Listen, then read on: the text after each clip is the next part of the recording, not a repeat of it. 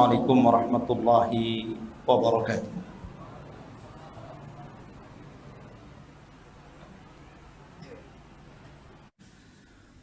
Ikhwatu fillah yang dimuliakan Allah Subhanahu wa taala. Para ulama mengatakan bahwa asal usul sihir itu terjadi di zaman kerajaan Sulaiman. Saya akan urut dulu siapa Sulaiman ini. Ma'asyiral muslimin yang dimuliakan Allah Subhanahu wa taala. Ketika Bani Israel kondisi mereka terpuruk di Palestina saat itu karena banyak negeri-negeri dari luar menjajah mereka, terutama negeri Babylon ketika itu. Salah satu yang terkenal Perdana Menteri Babylon itu adalah Bukhtun Nasr. Itulah yang pernah menghancurkan orang Yahudi yang ada di Palestina. Lah ketika orang-orang Bani Israel terpuruk kondisinya karena dijajah bangsa-bangsa luar, disitulah akhirnya mereka menghendaki seorang pemimpin, tapi bukan dari Nabi. Mereka maunya pemimpin ini seorang raja yang membawa perubahan kepada Bani Israel. Maka ketika itulah mereka meminta kepada Nabi terakhir mereka yang menjadi pemimpin mereka, namanya Samuel, agar dipilihkan kepada mereka seorang raja. Akhirnya oleh Nabi Samuel ini kemudian dipilihkan seorang raja namanya Talut. Tetapi mereka menolaknya. Kenapa? Karena Talut bukan keturunan Yahuda, tapi keturunan Binyamin, saudaranya Yusuf. Mereka tidak mau. Karena tradisi Bani Israel itu, keturunan Yakub itu ada yang semuanya jadi nabi, namanya Lawa.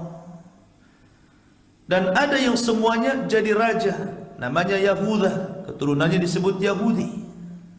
Jadi yang jadi raja sama nabi ini hanya kedua keturunan anak Yakub saja, namanya Yahuda dan Lawa. Ketika Nabi Samuel kemudian memilihkan keturunan Binyamin, ragu-ragu Bani Israel ini, betul tak ini raja ini? Tapi akhirnya kemudian Allah Subhanahu wa taala buktikan bahwa pilihan Raja Samuel ini benar, bahwa Talut adalah raja yang akan membawa perubahan bagi Bani Israel. Akhirnya kemudian malaikat diutus Allah Azza wa Jalla untuk mencuri tabut yang ada pada Panglima Jalut, musuh mereka. Dan tabut itu isinya kotak yang pernah Musa ditaruh di situ sejak kecil, dan kemudian kotak itu akhirnya hanyut sampai ke istana Fir'aun. Kotak itu disebut tabut namanya. Dalam tabut itu ada tongkat Nabi Musa, ada pakaian-pakaian Nabi Musa dan Harun, dan ada sedikit serpihan Taurat.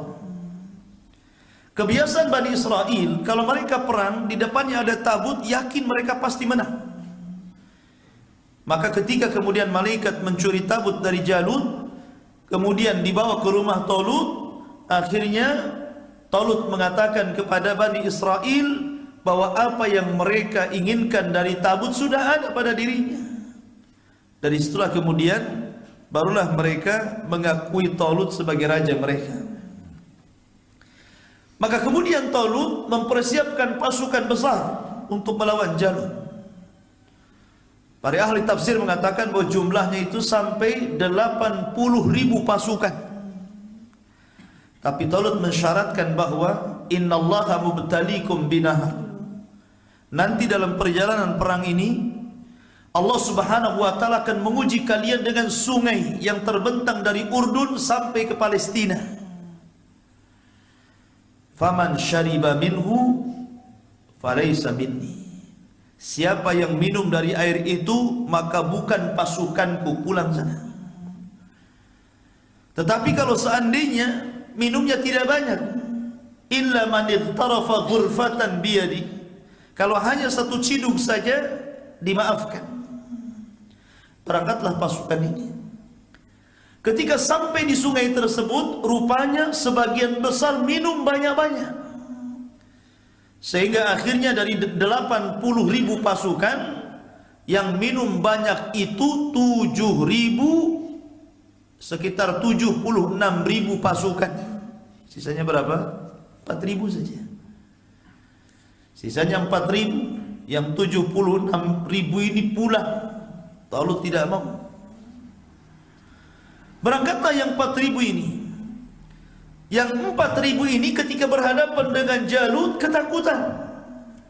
Akhirnya pulang lagi sebagian besar, tersisa 314 orang. Persis seperti jumlah tentara yang dipimpin Nabi SAW dalam perang Badar.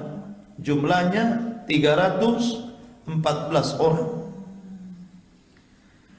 Disitulah kemudian Allah Subhanahu wa taala berfirman, "Kam min fi'atin qalilatin ghalabat fi'atan katsiratan biidznillah." Berapa banyak kelompok yang kecil bisa mengalahkan kelompok yang besar? Tentu izin dari Allah. Bukan karena kekuatan, mereka tidak punya kekuatan, kecil. Akhirnya ketika tentara Jalut sudah ada di hadapan mereka, mereka ketakutan. Talut mengatakan, siapa yang bisa menghadapi Jalut, kunikahkan dengan putriku dan akan mewarisi tahtaku. Tidak ada yang berani juga. Iyalah, percuma. Nanti kalau melawan Jalut kalah mati, nggak dapat tahta, nggak dapat anaknya. Akhirnya kemudian tidak ada yang berani kecuali anak muda yang usianya masih belasan tahun, yang dikenal dengan Daud. Atau kemudian setelah besar dia diangkat menjadi nabi, Nabi Daud. Nabi Daud ini orang miskin, kerjanya hanya mengembala kambing. Tetapi dia punya keahlian. Setiap kali ada serigala yang hendak menerkam kambingnya, dia lempar dengan batu. Dan Allah Subhanahu wa taala berikan kekuatan dalam lemparan, bukan hanya membunuh serigala tapi menghancurkan serigala. Kekuatan Daud karena terbiasa melempar sih. Ketika itu maka Daud maju dengan membawa 3 butir batu. Dan perang zaman dulu tidak langsung perang, tetapi dengan cara mubarazah dulu. Mana jagoan lu? Nih jagoan gua, gitu bahasanya. Ayo keluarkan jagoanmu mana? Maka keluarlah Jalut, kemudian keluarlah Daud. Daud sudah pegang batu itu. Akhirnya ketika berhadap-hadapan tidak gulat. Daud lempar dengan batu, kena kepalanya, mati dia. Itu saja. Maka ketika Jalut meninggal dunia, zaman dulu kalau pemimpin perang itu meninggal dunia, itu melemahkan pasukan. Sebesar apapun pasukan, itu akan lemah. Maka ketika mereka kemudian cemas karena pimpinan mereka Jalut meninggal dunia, maka Talut tidak menyanyiakan kondisi seperti ini, langsung diserbu. Kam min fi'atin qalilatin ghalabat fi'atan katsiratan biidznillah. Walaupun kecil tapi bisa mengalahkan kaum yang besar. Maka intinya kemudian Talut mengalahkan Jalut. Talut pun meninggal sesuai janjinya. Putrinya dinikahi oleh Daud dan tahtanya diserahkan kepada Daud. Soal terjadi perselisihan dengan anak-anak itu persoalan lain. Tapi singkat cerita, maka Daud menjadi raja mewarisi tahta Talut. Dan dia satu-satunya raja yang memiliki 2 jalur. Dia juga raja dan juga nabi. Biasanya Bani Israel kalau raja-raja saja, kalau nabi-nabi saja. Tapi dia mewarisi 2 jalur, nabi plus raja. Kemudian setelah Nabi Daud alaihi salatu wassalam meninggal dunia, maka puncak kekuasaan Bani Israel ada di tangan Nabi Sulaiman. Itu puncak kekuatan, puncak kehebatan Bani Israel ketika dipimpin oleh Sulaiman. Karena Sulaiman satu di antara 4 raja yang menguasai dunia dengan mukjizat Allah. Di sana ada Dzulqarnain, di sana ada Namrud, di sana ada Bukhtun Nasr. dan juga Sulaiman. Ini 4 raja yang menguasai sebagian besar dunia. Tapi Sulaiman berbeda dengan 3 raja yang lainnya. Apakah Dzulqarnain, apakah Namrud, ataukah Bukhtun Nasr?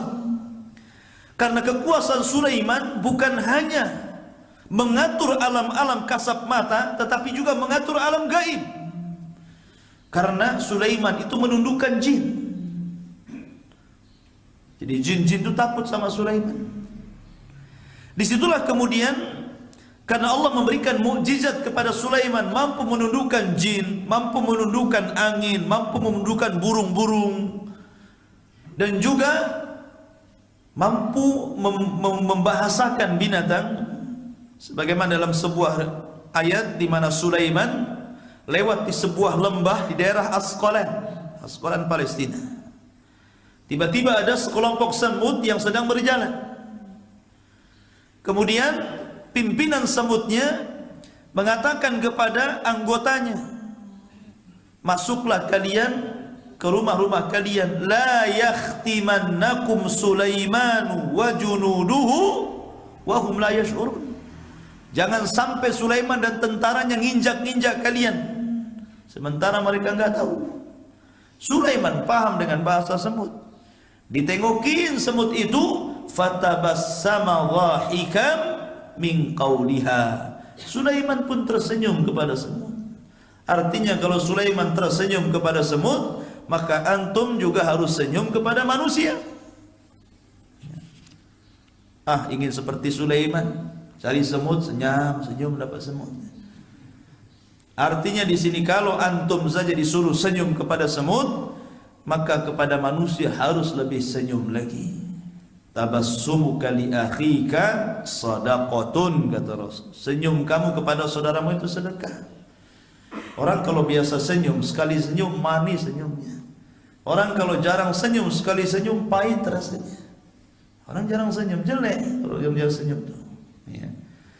Khotfidin muliakan Allah Azza wa Jalla. Kemudian Sulaiman ini Allah berikan kekuatan sehingga ketika itu Babilonia, ketika itu gencar-gencarnya ilmu sihir. Babilonia itu dikenal di mana-mana ilmu sihir.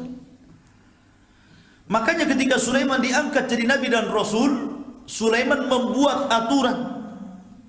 Tidak boleh ada tukang-tukang sihir atau praktek-praktek sihir. Kalau tidak maka dibunuh. Ketakutan tukang sihir di zaman Sulaiman, maka Sulaiman meminta agar seluruh buku-buku yang dipelajari untuk belajar sihir dikumpulkan. Tidak boleh satupun orang yang belajar sihir atau mengajarkan sihir atau melakukan praktek sihir. Dibuat undang-undang. Maka dikumpulkan buku-buku sihir, kemudian diletakkan di satu kotak. Kemudian kotak itu diletakkan di bawah singgasana Sulaiman. Kata Sulaiman, siapa yang mengambil kotak ini dan dia jin, terbakar dia. Dan siapa yang mengambil kotak ini dari manusia, maka aku bunuh dia. Maka di saat Sulaiman berkuasa, tidak ada yang berani mendekati singgasananya. Apakah dia jin ataukah manusia? Mereka tunduk kepada Sulaiman. Bahkan jin sekelas Ifrit sekalipun, bawahan iblis, itu tunduk kepada Sulaiman. Ketika Hudhud hilang, rupanya Hudhud di jalan-jalan sampai ke Yaman. Dari Palestina sampai ke Yaman, Hudhud di jalan-jalan. Rupanya di Yaman dia melihat istana ratunya perempuan nyembah matahari, dilaporkan kepada Sulaiman. Maka Sulaiman mengirim surat agar bertobat, tapi tak mau tobat juga, malah mengirimkan perhiasan.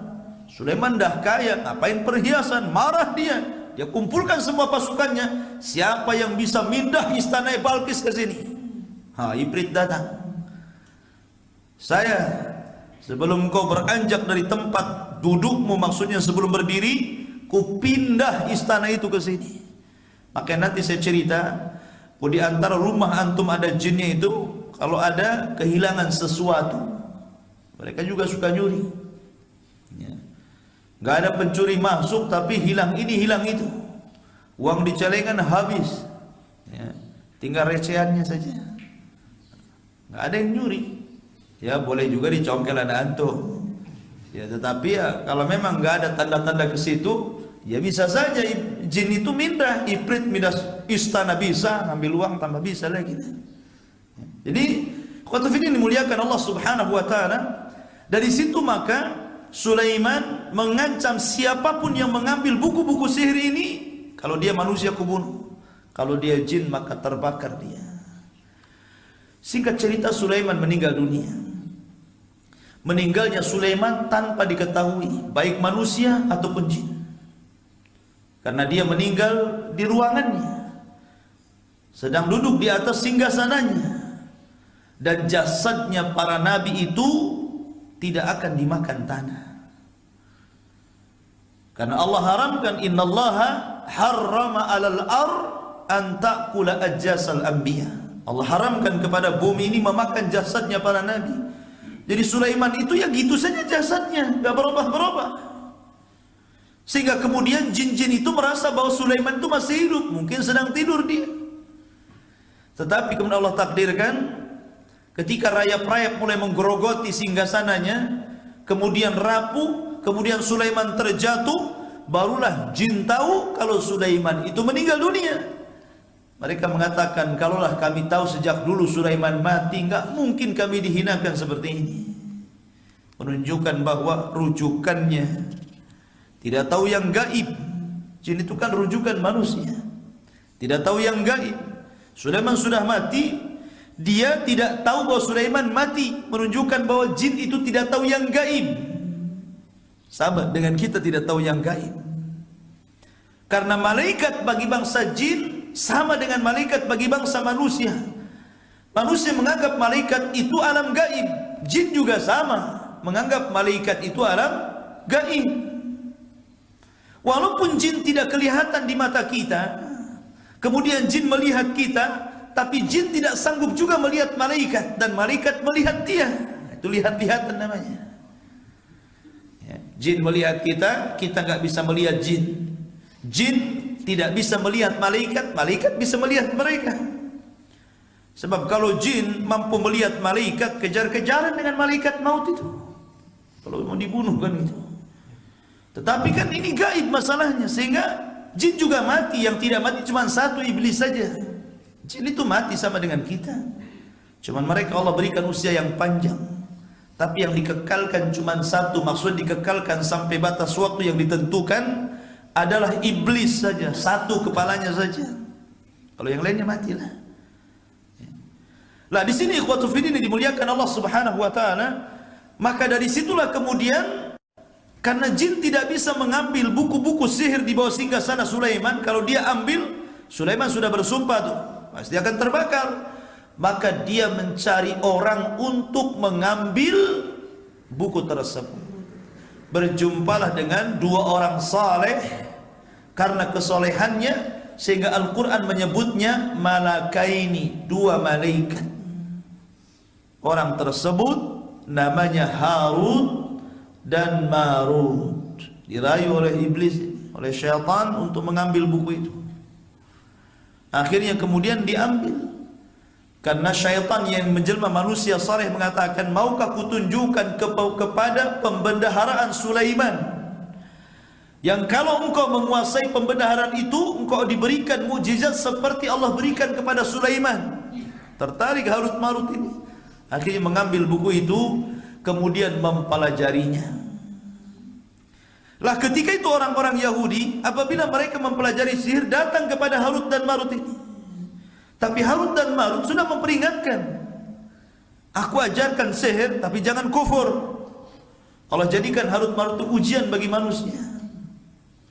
Dari sini mulailah tersebar ilmu sihir di Babilonia setelah Sulaiman meninggal dunia. Di mana-mana sihir. Ini diantara asal usul awal terjadinya sihir. Walaupun ada sebuah riwayat, tetapi fihi nazar, bahwa orang yang mempelajari sihir pertama adalah Namrud. Tetapi riwayatnya perlu dicek, karena ini riwayat Israiliyah. Walaupun Rasul mengatakan hadithu am Bani Israil wala haraj, ceritakan tentang Bani Israil dan tidak mengapa.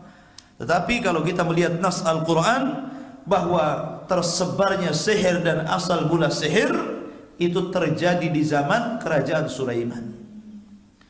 Makanya Allah Subhanahu wa taala mengatakan wattaba'u ma tatlus syayatinu ala mulki Sulaiman. Dan mereka mengikuti apa yang dibacakan oleh syaitan pada masa kerajaan Sulaiman. Wa ma kafara Sulaiman walakinna syayatina kafaru. Setan itu tidak kafir, Sulaiman tidak kafir, setanlah yang kafir. Di zaman Nabi SAW, orang-orang Yahudi Madinah itu selalu mendengar Nabi SAW memuji Sulaiman. Marah orang Yahudi, karena di mata orang Yahudi sejak zaman dulu sampai hari ini menganggap bahwa Sulaiman itu tukang sihir. Karena sihirnya lah dia mampu menundukkan awan, burung, dan juga jin serta manusia.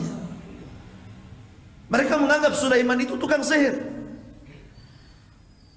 Makanya ketika sampai kabar kepada mereka orang-orang Yahudi Madinah, mereka menganggap apalah Muhammad ini mengatakan Sulaiman nabi, mengatakan Sulaiman begini begitu, memuji dan begitu seterusnya. Mereka mengejek Rasul SAW. Dia tidak tahu kalau Sulaiman itu tukang sihir. Makanya Allah membantah dalam Al-Quran, wa ma kafara Sulaimanu walakinna syayatina kafaru. Sulaiman tidak kafir, setanlah yang kafir. Sulaiman tidak pernah mengajarkan sihir. Yang ngajar sihir itu Harut Marut, yang belakangnya adalah syaitan. Dari sini menunjukkan bahwa orang Yahudi itu jelek sekali tuduhan kepada para nabi, mengatakan Sulaiman tukang sihir. Sulaiman itu nabi, punya mukjizat, bukan tukang sihir. Karena mukjizat dengan sihir itu beda. Mukjizat dari Allah, sihir dari syaitan. Mukjizat untuk para nabi, sihir untuk para dukun. Jadi beda, kontras, satu barat satu timur. Dan Sulaiman seorang nabi, Al-Quran memujinya. Kemudian Allah mengatakan, wa ma unzila 'alal malakaini bi Babila Harut wa Marut wa ma yu'allimani min ahadin hatta yaqula innama nahnu fitnatun fala takfur. Ulama tafsir memang terjadi khilaf tentang kisah Harut dan Marut. Apakah dia dua malaikat namanya Harut dan Marut? Apakah dua jin namanya Harut dan Marut? Ataukah dua manusia namanya Harut dan Marut? Karena sebagian para ulama tafsir sempat juga sebagian mereka menukilkan kisah tentang dua malaikat Harut dan Marut. Jadi ketika malaikat melihat Allah menciptakan Adam, kemudian dikiranya Adam dan keturunannya makhluk yang akan merusak bumi dan menumpahkan darah, maka mereka protes dan mengatakan, ya Rabb, tidakkah cukup dengan kami? Nahnu nusabbihu bihamdika wa nuqaddisulah. Kami sudah bertasbih memujimu, tidak perlu lagi ciptakan makhluk yang lain yang rusak. Maka Allah mengatakan, inni a'lamu ma la ta'lamun. Saya lebih tahu apa yang kalian tidak tahu. Kemudian Allah menantang malaikat, kalian juga sama. Kalau Allah berikan kepada kalian akal dan hawa nafsu, kalian juga akan jadi umat perusak. Kata malaikat, enggak, kami beda katanya. Ya sudah, kalau beda, datangkan kalian dua malaikat kalian, kami akan berikan nafsu. Maka dipilihlah dari sekian banyak malaikat, muncullah dua nama, Harut dan Marut. Allah letakkan hawa nafsu seperti manusia, kemudian diturunkan ke bumi. Sampai di bumi Allah ciptakan wanita yang cantik sekali. Karena sudah punya hawa nafsu, tertarik dia. Cantik kali, punya nafsu. Antum juga. Ya, coba lewat perempuan cantik. Ya. La ikhwatu fillah, dimuliakan Allah Azza wa Jalla. Akhirnya kemudian sudah mulai menggoda perempuan tadi, bahkan mengajak untuk berzina. Nauzubillah. Tapi wanita tadi memberikan syarat, karena wanita ini ujian, Allah ciptakan begitu saja. Kata wanita ini, saya siap digauli kalian berdua, tapi syaratnya sekutukan Allah. Kata Harut dan Marut, enggak mungkin lah kami menyekutukan Allah, yang lain sajalah syaratnya. Akhirnya perempuan ini pergi, datang bawa bayi. Bunuh bayi ini kalau kalian enggak mau syirik, cukup tuh. Kata mereka, kalau kami membunuh enggak bisa.